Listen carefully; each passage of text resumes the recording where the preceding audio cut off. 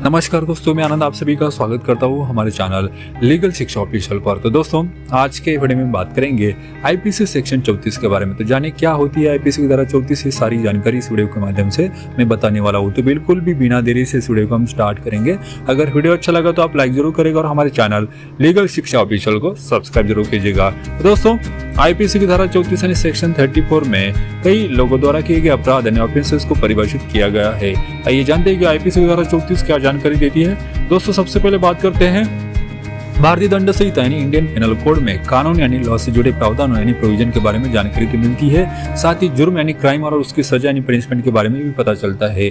IPC की धारा 34 यानी सेक्शन 34 में कई लोगों द्वारा किए गए अपराध यानी ऑफेंसेस को परिभाषित किया गया है। आइए जानते हैं कि आईपीसी की धारा 34 क्या जानकारी देती है। तो दोस्तों, सबसे पहले बात करते हैं आईपीसी की धारा 34 यानी आईपीसी सेक्शन 34 के डेफिनेशन के बारे में। तो दोस्तों, आपको बताना चाहूंगा, इंडियन पेनल कोड यानी भारतीय दंड संहिता की धारा 34 यानी सेक्शन 34 बहुत ही महत्वपूर्ण यानी इंपॉर्टेंट धारा है, जो सामूहिक यानी कलेक्टिव रूप से किए गए अपराध यानी ऑफेंसेस और अपराध को अंजाम देने वालों से संबंधित है।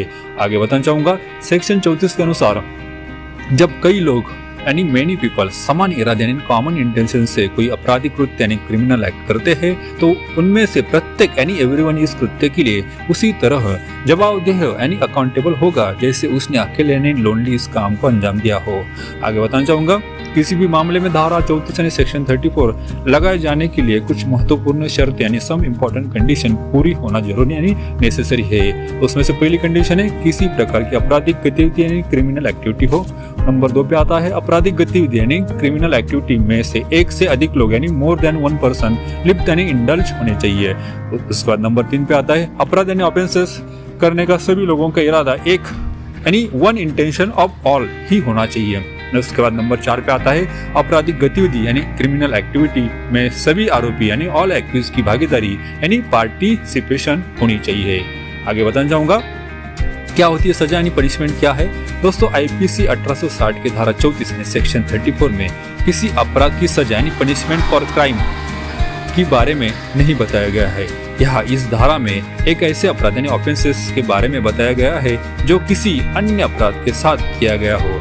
यह जानना भी जरूरी यानी नेसेसरी है कि किसी भी अपराध में केवल एक ही धारा 34 का प्रयोग यानी एप्लीकेशन ऑफ सेक्शन 34 कभी नहीं हो सकता है। यदि किसी आरोपी यानी एक्यूज पर धारा 34 लगाई गई है तो उस व्यक्ति पर धारा 34 के साथ कोई अन्य अपराध की धारा यानी सेक्शन ऑफ अदर ऑफेंस जरूर लगाई गई होगी।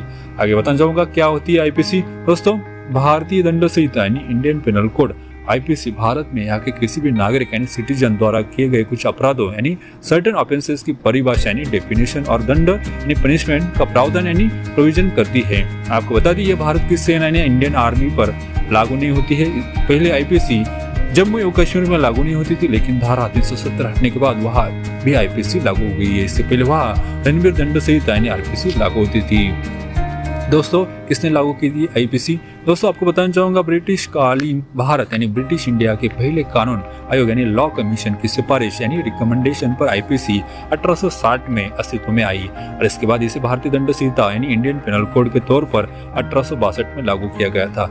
मौजूदा दंड संहिता को हम सभी भारतीय दंड संहिता 1860 के नाम से जानते हैं। इसका खाका लॉर्ड मैक्लेन ने तैयार किया था। बाद में समय समय पर इसमें कई तरह के बदलाव किए जाते रहे। तो दोस्तों, आज के वीडियो में बात किया है आईपीसी सेक्शन 34 के बारे में और इसका क्या है प्रोविजन मतलब प्रावधान क्या है, इसकी पनिशमेंट यानी सजा क्या है, ये सारी जानकारी मैंने दी है। अगर आपके मन में कुछ भी डाउट्स या सवाल रहेंगे तो आप मुझे कमेंट बॉक्स से जरूर पूछ सकते हैं। दोस्तों, मेरे रिक्वेस्ट है कि वीडियो अपने दोस्तों के साथ शेयर कीजिए ताकि उनको भी पता होना चाहिए आईपीसी सेक्शन 34 क्या है।